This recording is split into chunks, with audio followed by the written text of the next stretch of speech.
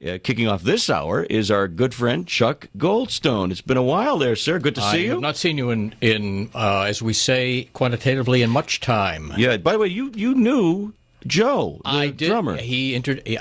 Well, it's. I look at faces sometimes, and I say that face is familiar, and often I'm looking at my brother. But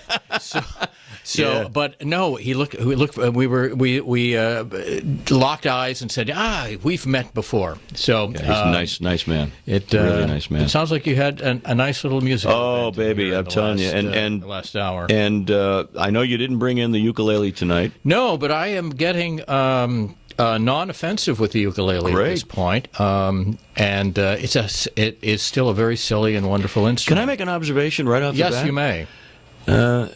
I've known you a long time. You have. I've never known you with that much hair. Well, this is very interesting. I have.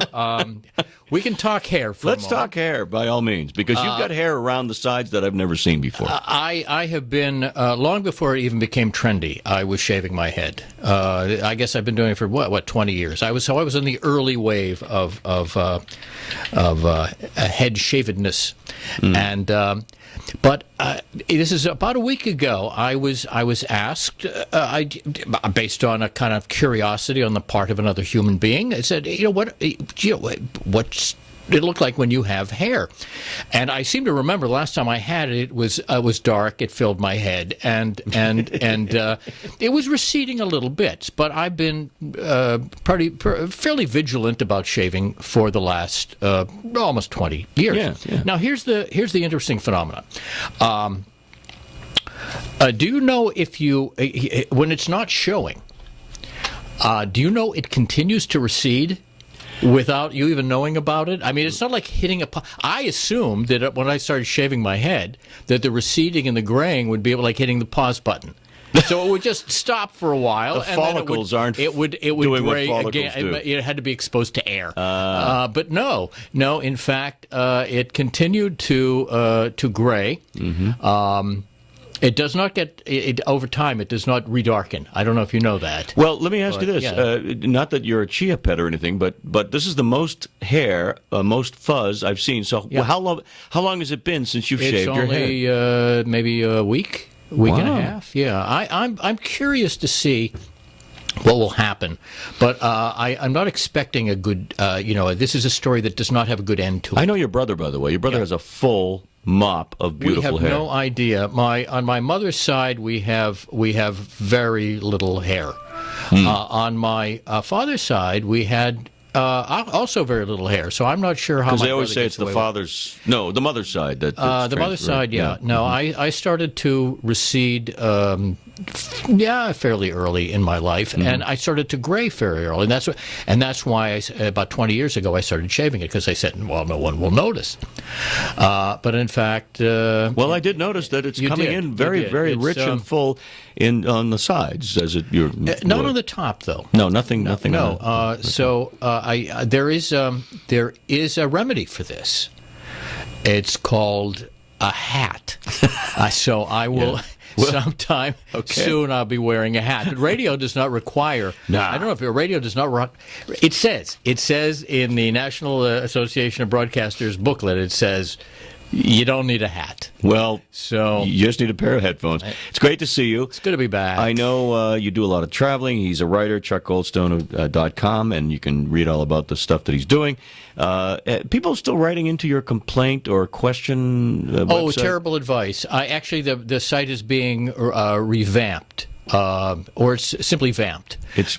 So it's going up back online at some point soon, and then chuckgoldstone.com is as well. The site that I do have up with a couple of stories and a number of our little radio appearances is the ridiculous2sublime.com, and if you want to go to it, it's ridiculous, but it's the number 2.